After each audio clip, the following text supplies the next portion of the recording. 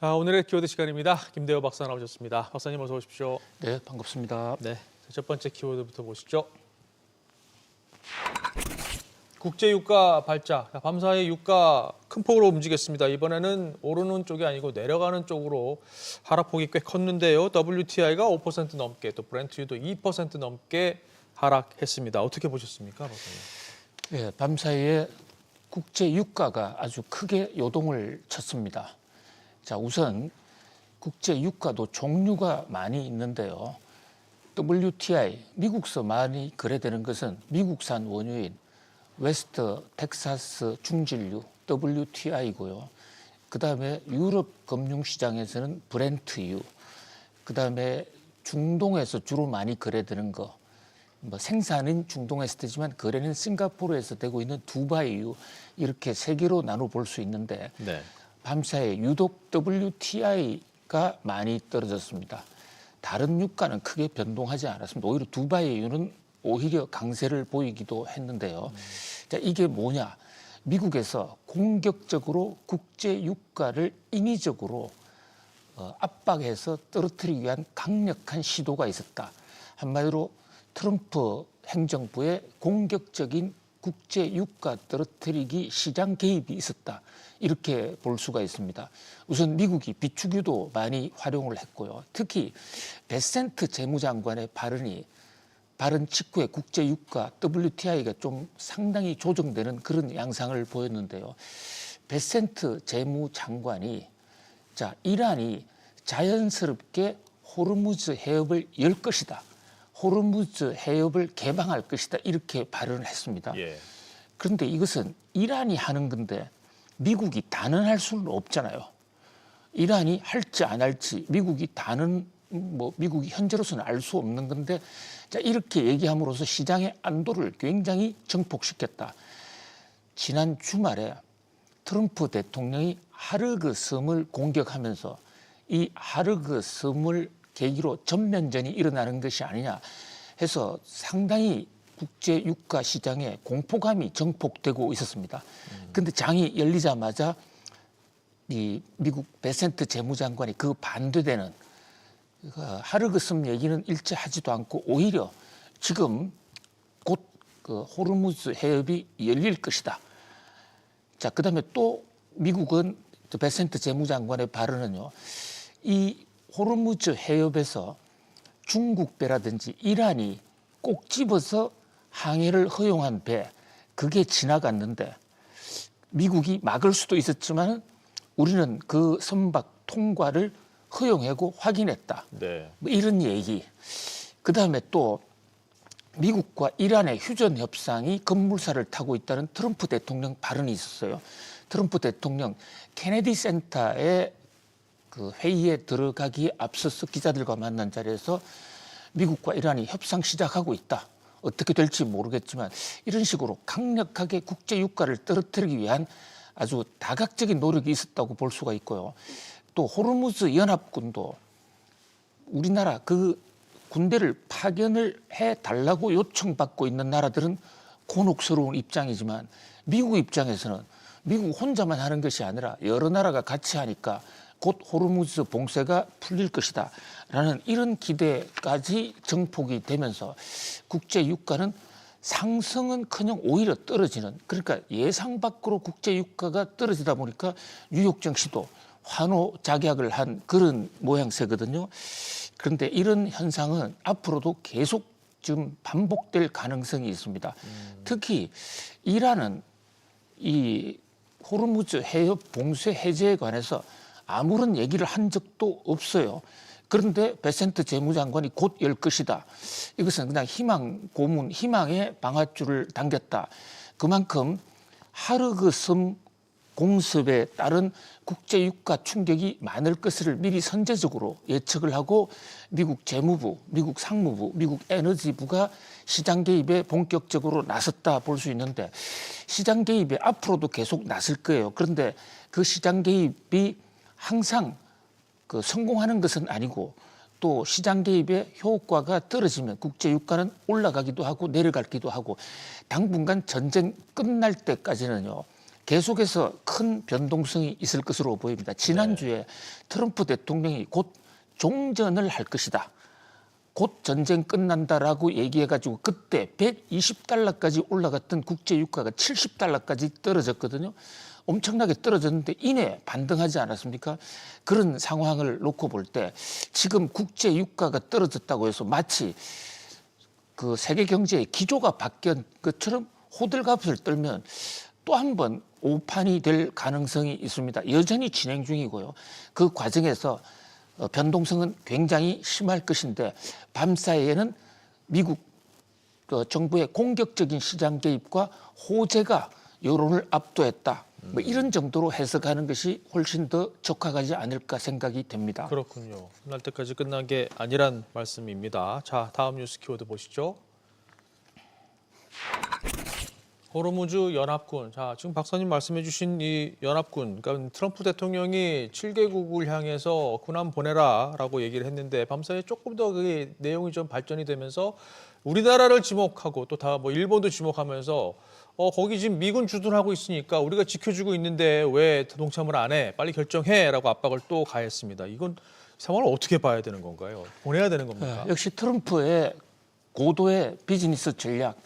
그러니까 전쟁은 자기들이 일으켜 놓고 그 비용은 같이 물자 하는 그런 어떤 물타기 귀신 전략으로 보여집니다. 과거에 미국 정부는 전쟁을 일으키기 전에 유엔을 통하거나 또 상의하거나 연합군을 만들기도 했습니다. 그렇죠. 특히 이라크 걸프 전쟁 때는요. 무려 유엔에 8개월 이상 논의를 거쳐서 물론 유엔에서 거부했습니다. 네. 그럴 때 당시 부시 대통령이 걸프전에 참전을 했는데 이번에는 아무런 상의도 없었죠. 그런데 지금 호르무즈 해협에서 조금 이 스텝이 엉킨 모습. 전쟁에서는 압승을 했지만 이란의 예상치 못한 호르무즈 봉쇄 때문에 국제 유가가 오르니까 이 문제를 해결하기 위해서 뭐 여러 나라를 이제 끌어들였는데 논리적으로는 맞습니다. 왜냐하면 호르무즈 해협으로부터 원유를 많이 도입하는 나라가 스스로 책임을 분담하라 얘기가 일부 일리가 있는데요. 미국이 전쟁을 치르지 않았으면 아예 호르무즈 해협의 위기 자체가 발생하지 않았을 테니까 네. 또한 좀 어거지. 그러니까 미국이 야기한 모든 위험 부담을 다른 나라에 떠넘기는. 자, 그리고 특히 뭐 일본과 한국 등에 대해서 우리가 그동안에 많이 도와줬는데 이번에 어떻게 하는지 보겠다. 자, 그럼 그동안에 도와준 것에 대해서도 뭐 일각에서는 아니 미국이 일본, 한국에 군대를 주둔한 것이 미국의 이익은 없었나 이런 반대론적 관점에서 본다면 서로가 이게 동맹인지 아니면 장사 파트너인지 헷갈리는 그런 대목이기도 합니다. 특히 지금 중국까지 끌어들여서 뭐 중국 입장에서는 상당한 지금 혼선이 생기고 있는데요. 예. 특히 중국이 지금 이란과 상당히 협조적인 관계, 최근 들어서뿐만 아니라 오래전부터 협조적인 관계를 끌어왔는데 이 CNN 보도에 따르면 이란이 중국 위안화를 가지고 오는 나라의 주조선에 대해서는 무조건 통과를 시키겠다고 하지 않았습니까? 네. 자, 이 대목은 미국의 아킬레스건을 건드리는 또 하나의 뭐 신의 한 수, 적어도 이란 입장에서는 신의 한 수가 될 것으로 보여집니다. 지금 미국이 이렇게 전 세계적으로 큰 소리를 칠 수 있는 그 기반, 가장 큰 기반은 달러 기축통화입니다. 전 세계 어디서든 달러를 국제 통화로 통용을 하고 있는데 그러다 보니까 미국은 경제난이 오고 이란 전쟁 때문에 돈을 많이 소요가 되면 달러를 더 찍어내면 돼요. 그것은 엄청난 특권, 세계를 지배할 수 있는 가장 강력한 특권으로 볼 수 있습니다. 여기에 대해서 지금 다른 나라, 특히 중국이 야금야금 지금 기어 오르고 있죠. 왜 미국 달러만 기축 통화가 돼야 되느냐?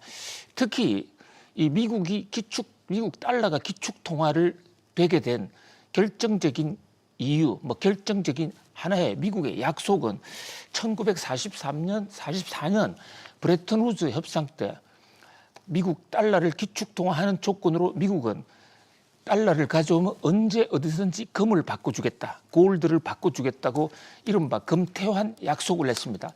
이게 금태환 약속을 근거로 그래서 달러는 혹시 무너지더라도 뒤에 금이 있으니까 우리가 기축통화를 해준 건데 1971년 닉슨 대통령이 국제 무대하고는 전혀 상의 없이 일방적으로 이 금태환 제도를 그냥 깨버렸습니다. 그로 인해서 세계가 스태그플레이션에 오고 약 10년 동안 엄청난 혼란을 겪었는데요.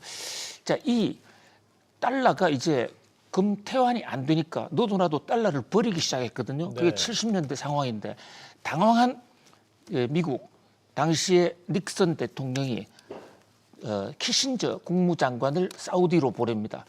그래서 사우디의 안보를 지켜줄 테니까 우리 부탁 하나 들어주라. 그러면서 전 세계가 꼭 필요한 원유 거래할 때는 반드시 달러로만 거래해달라. 그리고 그렇게 들어오는 달러 중에 90% 이상은 특별한 용도가 없는 한은 미국 국채 형태로 보유하고 있어라. 이게 엄청난 그 세계 경제의 판도를 바꾼 페트로 달러 협정이거든요. 네. 그러니까 원유를 팔면 그 돈이 미국 국채가 팔리는 구조예요. 그리고 또 달러가 없으면 원유를 사지 못하니까 미국 돈은 기축통화할 때 조건이었던 금태환 제도가 없어졌지만 그 이후로 다시 기축통화가 된 겁니다.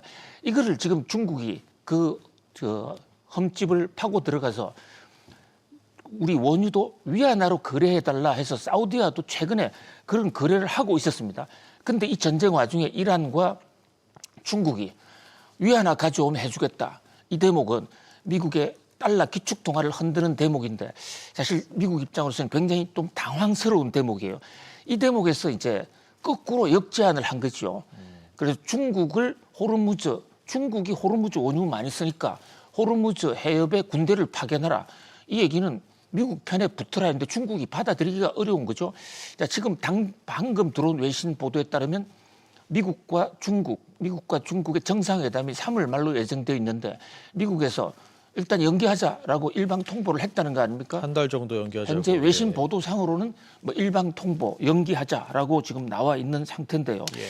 이제 그러다 보니까 중국은 상당히 당황스럽기도 할 텐데 어쨌든 이 국제 호르무즈 연합군을 만들자고 하는 데는 트럼프가 비용도 줄이고 국제 유가도 떨어뜨리고 또 중국과 이란의 결속 또 페트로 위안화로 뭉치려고 하는 그 달러와 기축통화 저지 전략도 방어해보겠다는 아주 다양한 포석을 담고 있는 것으로 보입니다. 과연 국제사회가 이게 어느 정도 연대할지 트럼프의 운명, 트럼프의 성부수의 운명이 걸려있다 이렇게 볼 수 있겠습니다. 그렇군요. 좀 복합적인 상황이군요. 알겠습니다. 자, 다음 뉴스 키워드 보시죠.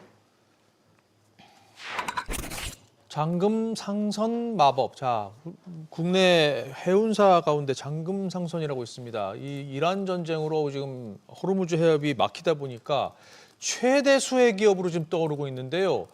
몇 가지 굉장한 타이밍을 잡은 것이 알려지면서 지금 이슈가 되고 있습니다. 일단 올해 1월 말, 그러니까 이란 전쟁 발발하기 전에 이미 유조선 6척, 빈 유조선을 페르시아만으로 보내서 대기를 시켰다라는 게 지금 이슈가 되고 있고요.